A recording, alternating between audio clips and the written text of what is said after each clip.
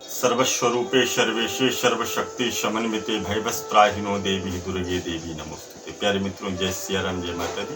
मित्रों, आज हम होली की कुछ कथाओं के विषय में चर्चा करते हैं। होली का पावन पर्व क्यों मनाया जाता है?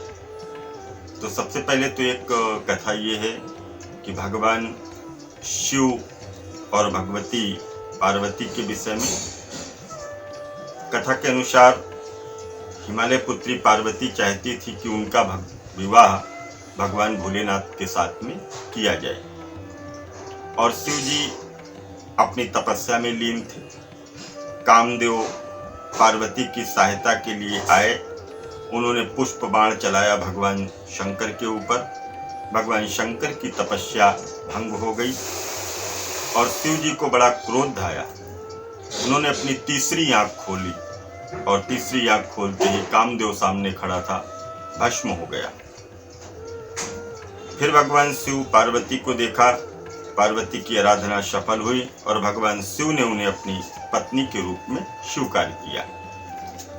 इस कथा के आधार पर होली की आग में भावनात्मक आकर्षण को प्रतीकात्मक रूप से जलाकर सच्चे प्रेम की विजय का उत्सव मनाया गया। एक अन्य कथा के अनुसार कामदेव को भस्म करने के बाद में उनकी पत्नी रति विलाप करती हुई भगवान भोलेनाथ के पास में पहुंची। भगवान से कामदेव को जीवित करने की गुहार लगाई। ईश्वर प्रसन्न हुए, उन्होंने कामदेव को पुनः जीवित कर दिया। यह दिन होली के रूप में मनाया जाता है। आज की रीति के अनुसार विलाप को संगीत के रूप में गाया जाता है। चंदन की लकड़ी से अग्निदान किया जाता है ताकि कामदेव को भस्म करने में जो पीड़ा न हो।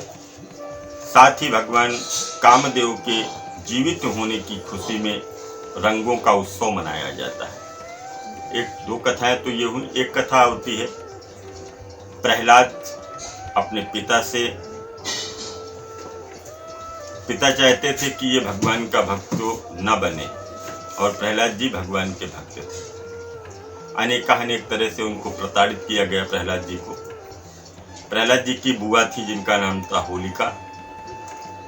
तो होलिका ने अपने भैया से कहा कि मैं इस बालक को लेकर के बैठ जाऊंगी अग्नि में और मैं जलूंगी नहीं। क्यों? क्योंकि मेरे को वरदान है। और एक चुनरी ओढ़ करके वो अग्नि की ढेर के ऊपर बैठी है। अग्नि लगाई गई है, प्रहलाद जी को गोद में लिया गया है। भगवान के भक्त हैं प्रहलाद जी। उसी समय वायु बड़ी तेजी से चली है। जो चुनरी ओढ़ करके होलिका बैठी हुई थी, उसकी चुनरी उड़ गई है और होलिका धू धू करते हुए उसी अग्नि में जल करके स्वाहा हो गई। अंततो गत्वा श्री प्रहलाद जी उसी चिता पर जिस तरह से पुष्पों की सैया पर बैठे हुए इस तरह से खेलते हुए नजर आए। जो सखा मंडली थे उन्होंने उत्सव में वही राख उठा करके और एक दूसरे के ऊपर फेंका, तो उसी कारण से ये धुलेड़ी का पर्व मनाया जाता है। मित्रों, इस तरह से अनेक कथाएं प्रचलित हैं। और एक कथा तो ये आती है कि भगवान राधा और कृष्ण की कथा है कि होली का त्यौहार राधा और कृष्ण की पावन प्रेम कहानी से जुड़ा हुआ है।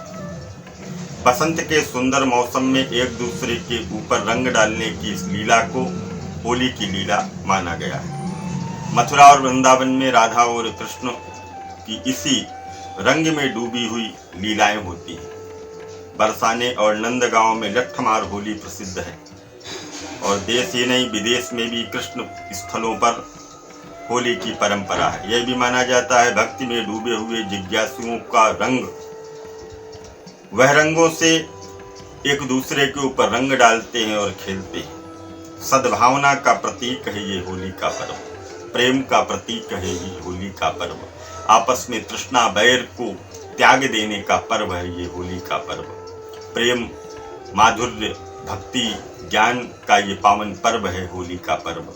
और भगवान श्री राधा और कृष्ण जुगल जोड़ी सरकार की पावन कृपा प्राप्त करने का है ये होली का पर्व। तो इसकी बहुत सी कथाएं हैं, कुछ कथाएं हमने आपको बताई हैं। आगे प्रभु कृपा से जैसा संयोग बनेगा और चर्चाएं करेंगे।